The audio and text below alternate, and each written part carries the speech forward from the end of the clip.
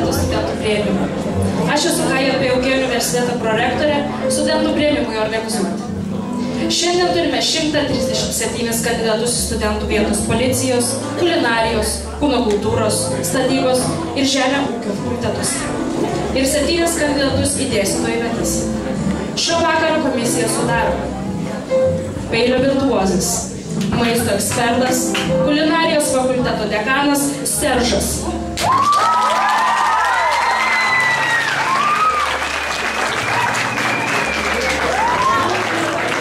Šios moters bijo kiekvienas nusikaltėlis, nes tai yra policijos fakulteto dekanė Katiuša.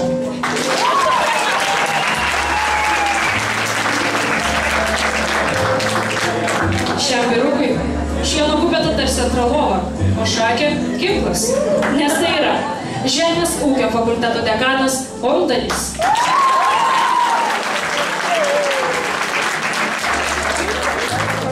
Išgirdę šios moters švilpuką, suklūsta visi sportininkai bėga prie jos, nes tai yra kūno kultūros fakulteto dekanė Simona.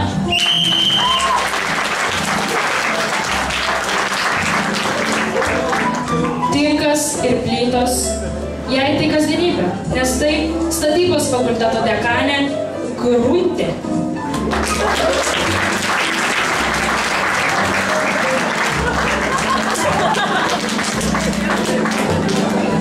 Turbūt vienas iš linksmiausių, optimistiškiausių ir visada su šypsena veide žmonių, tai mūsų rektorius Laurynas.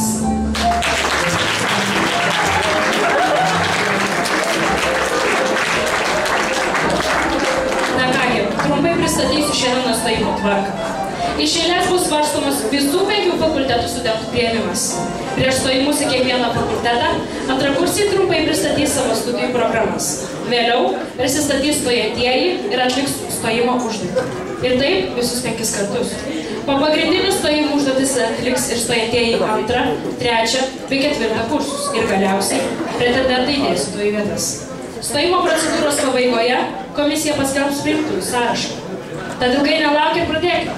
Pirmiausiai vyks stojimai į kulinarijos fakultetą. Kviečiu antrakursius pristatyti šias studijas šiame fakultete.